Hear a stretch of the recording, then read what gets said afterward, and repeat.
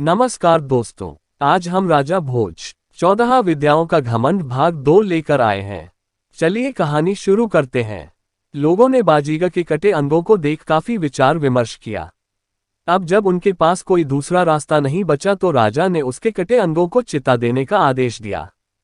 चिता की बात सुनते ही बाजीगरनी उठ खड़ी हुई और रोते रोते बोली, महाराज, मैं अपने पति के साथ सती होना चाहती हूँ। राजा भोज और उनकी रानियों ने बाजीगरनी को खूब समझाने की कोशिश की कि तुम अभी जवान और काफी खूबसूरत हो, तो यूं सती होकर अपना जीवन समाप्त मत करो। लेकिन बाजीगरनी ने हट कर ली और बोली, महाराज, या तो मुझे मेरे पति के साथ सती करो वरना मैं यहाँ मौजूद समस्त जनों को श्राप दूंगी, जिसकी पीड़ा से आप लोग कभी उबर नहीं पाओगे। श्राप शब्द उस समय बहुत मायने रखता था। लोग इससे भयभीत हो जाते थे। खुद राजा भोज भी श्राप का नाम सुनते ही भयभीत हो गए। अब जब खूब समझाने पर भी वह नहीं समझी तो राजा के पास कोई दूसरा विकल्प नहीं बचा। बाजीगर के साथ बाजीगरनी को सती कर दिया गया। लेकिन समस्या यही समाप्त नहीं हुई थी। असली समस्या तो अभी आनी बाकी थी। अभी दोनों की चिता ठंडी भी नहीं हुई थी कि राजा और प्रजा ने देखा बाजीगर धीरे धीरे रस्सी से उतरता हुआ वापस आ रहा था। बाजीगर को यूं उतरता देख वहां मौजूद सभी लोगों की आंखें खुली की खुली रह गई। एक बार फिर उनके मन में सवालों का तूफान उठने लगा। अब बाजीगर नीचे पहुंच गया और राजा भोज के सामने आकर बोला, तो बताए महाराज, कैसी लगी आपको मेरी कला? मैं आकाश में जाकर वापस आया हूं। राजा और प्रजा एक मूर्ति की अवस्था में बाजीगर को देखते रहे। किसी की भी आवाज मुख से न निकली। सभी लोग एक पल बाजीगर को देखते और एक पल उसकी चिता को, जो अभी ठंडी भी नहीं हुई थी। अब बाजीगर थोड़ा गुस्सा होने लगा और बोला कि मैंने इतना अच्छा खेल का प्रदर्शन किया और कोई भी मेरी प्रशंसा नहीं कर रहा है। जब किसी के मुख से बाजीगर के लिए प्रशंसा के स्वर नहीं निकले तो उसने कहा, ठीक है महाराज, यदि आपको और आपकी प्रजा को मेरी कला अच्छी नहीं लगी तो मैं आपसे कुछ भिक्षा की आश भी नहीं रखना चाहता।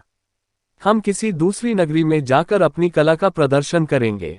आप मेरी बाजीगरनी को बुला दीजिए, जिसको मैं आपके पास सुरक्षित छोड़कर गया था। राजा भोज एक पत्थर की मूर्ति की तरह बाजीगर को देखते रहे। बाजीगर अपनी पत्नी को ढूंढने लगा, लेकिन जब काफी ढूंढने पर भी वह नहीं मिली तो बाजीगर ने क्रोध में आकर राजा भोज पर कलंक लगाना शुरू कर दिया। अब राजा को अपनी चुप्पी तोड़नी पड़ी, क्योंकि कोई भी राजा अपने ऊपर यूं लाछन लगते हुए नहीं देख सकता। राजा भोज ने कहा, तुम्हारी पत्नी तो तुम्हारे साथ सती हो गई। राजा ने बाजीगर को उसके जाने के बाद सारी कहानी बताई। बाजीगर ने कहा, महाराज, आप एक कपटी और झूठे राजा हैं। जरूर आपने ही मेरे पत्नी को कहीं छुपा दिया होगा। राजा भोज ने कहा, भला मैं तुम्हारी पत्नी को क्यों छुपाऊंगा? बाजीगर ने कहा, क्योंकि आप मेरी पत्नी को अपनी रानी बनाना चाहते हैं। मेरी बाजीगरनी जैसी सुंदर और रूपवती स्त्री पूरे संसार में नहीं है। न ही आपकी कोई रानी इतनी सुंदर है। आप एक चरित्रहीन राजा है। सारी प्रजा सुन्न होकर बैठी रही। राजा भोज ने उसे बार बार समझाने की कोशिश की कि मेरा विश्वास करो, मैंने तुम्हारी पत्नी को कहीं नहीं छुपाया। वह तुम्हारे साथ ही सती हुई है। अब तुम अचानक आकर अपनी पत्नी मांगोगे तो मैं कहां से लाकर दूं? बाजीगर ने कहा, मैं नहीं जानता था कि एक 14 विद्या निदान राजा भी इस कदर झूठ बोल सकता है। मैं स्वयं आपके सामने जिंदा खड़ा हूं तो मेरी पत्नी सती कैसे हो सकती? या फिर आपके मन में कपट आ गया? मेरे जाते वक्त आपने मेरी शर्त अनुसार मुझे वचन दिया था कि जब तक मैं नहीं आता आप मेरी पत्नी को सुरक्षित रखेंगे, और अब जब मैं अपनी पत्नी आपसे वापस मांग रहा हूं तो आप नाटक कर रहे हैं। मुझे आपसे कुछ भी भिक्षा या दान नहीं चाहिए। आप केवल मेरी पत्नी मुझे लौटा दीजिए।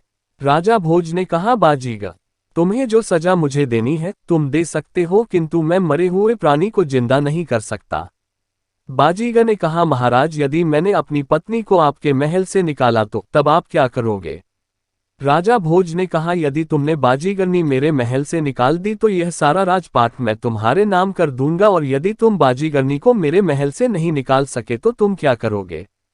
बाजीगर ने कहा, महाराज, यदि मैं अपनी बाजीगरनी को आपके महल से नहीं निकाल सका तो जितना राजपाट आपका है इससे दुगना मैं आपको दूंगा। राजा ने हामी में अपना सिर हिलाया। बाजीगर ने महल में प्रवेश करने के लिए अपने कदम बढ़ाए। उसके पीछे राजा भोज, उनकी रानियां, मंत्रीगण और समस्त प्रजा भी बाजीगर के पीछे पीछे महल में पहुंच गए। महल में पहुंचते ही बाजीगर ने जोर से आवाज लगाई, बाजीगरनी कहाँ हो, तुम आ जाओ, हम चलते हैं। ऊपर से आवाज आई, आती हूँ जी। बाजीगरनी एक कक्ष से बाहर निकली और बाजीगर के पास आ पहुंची। बाजीगरनी को देख राजा भोज और समस्त जन अचंभित हो गए।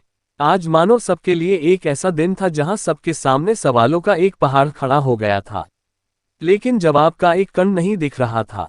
बाजीगर ने कहा, अब बोलिए राजा, क्या सफाई देंगे आप? राजा भोज ने कहा, मैं नहीं जानता यह कैसी लीला रची जा रही है, लेकिन मैं एक सच्चा राजा हूं जो अपनी शर्त अनुसार यह राजपाट आपको सौंपना चाहता हूं। बाजीगर ने कहा, राजा, मुझे आपके राजपाट में कोई दिलचस्पी नहीं है। मैं यहाँ केवल आपकी 14 विद्याओं का घमंड तोड़ने आया था और यह थी मेरी 15वीं विद्या जिसे आप अभी तक नहीं जानते। जाते जाते जब बाजीगर और बाजीगरनी ने अपने असली रूप दिखाए तो लोगों के सामने जो सवालों का पहाड़ था वह एक तिनके की भांति बिखर गया। बाजीगर और बाजीगरनी के भेष में आए कोई और नहीं बल्कि भगवान शिव और माता पार्वती थे। आगे कहानी में क्या हुआ जानने के लिए हमारे साथ बने रहिए। हम जल्द ही राजा भोज 14 विद्याओं का घमंड भाग 3 लेकर आएंगे। धन्यवाद।